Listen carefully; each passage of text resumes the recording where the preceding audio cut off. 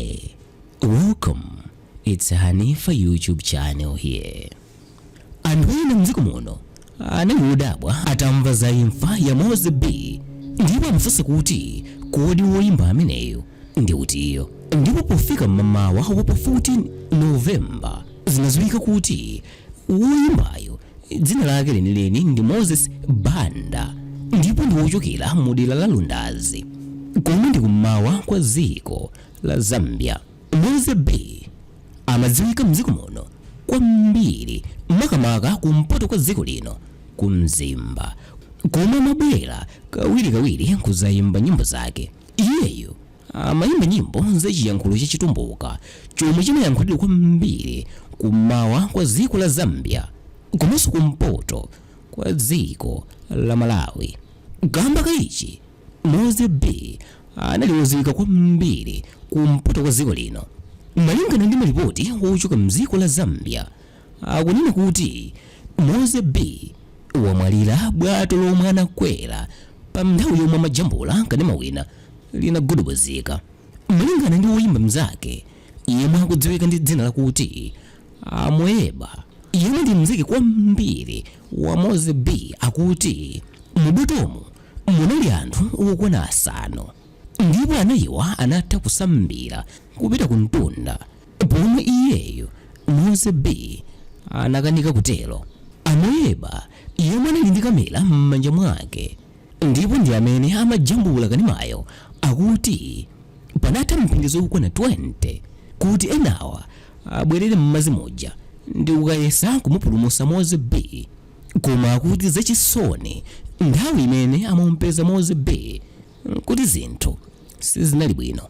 Apa anthuwa anamutengera ku chipatala china chotchedwa Kasenga ku boma la Lundazi, ndipo pa nthawiyo mmene amafika ku chipatala zimaonesa kuti moyo wa Mozzy B unalipo. Koma zachisoni patangodutsa nthawi pang'ono chabe ali ku chipatalako, madokotala anawuza anthu omwe anamuperekeza Mozzy B wakuti mnzawoyo wamwalira.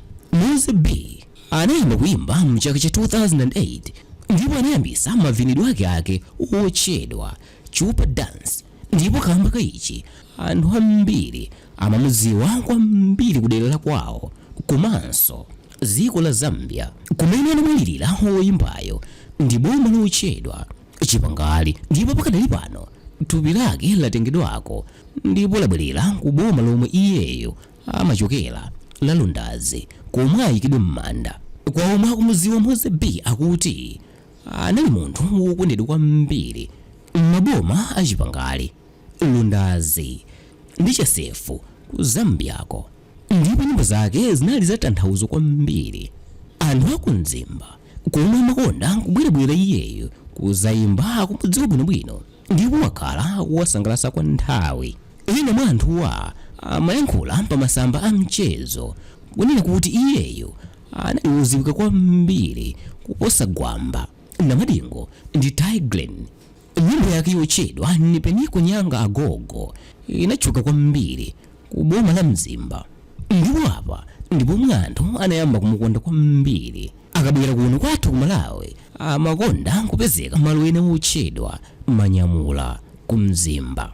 Iyeyo wayimbapo ndi anthu monga General Kanene, Espe ndi Akasha, ndipo kupatula nyimbo yake ya nipeniko nyanga agogo, nyimbo zina zomwe anayimbapo ndi monga Mushoma Wawela, Women's Day, Mangaisa, Mlengi wa Mnayi, Internet ndi zina zambiri. Mozzy B anabadwa mu chaka cha 1990 ndipo wasiya mkazi komanso ana awiri. Abambo ake awoyimbayo a Manfred Joshua Banda, omwe anakhalapo wapa mpando wachipani cha Patriotic Front mu boma la Lundazi ku Zambiako, anayankhula ndi wailesi ina kumeneko, ndipo anati mwana wawo anapita ndi anzake ena ku dziwe lina lotchedwa Kapala Dam kuti akajambulise kanema wa malonda ena.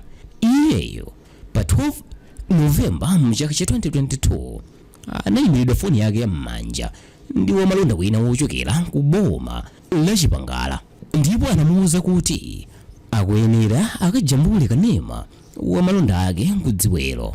Pa 13 Novemba mu chaka cha 2022 iyeyo anapita ndi anzake kukajambola, ndipo ali mkati mu jambulamo bwalo lomwe anakwera linatembenuzika.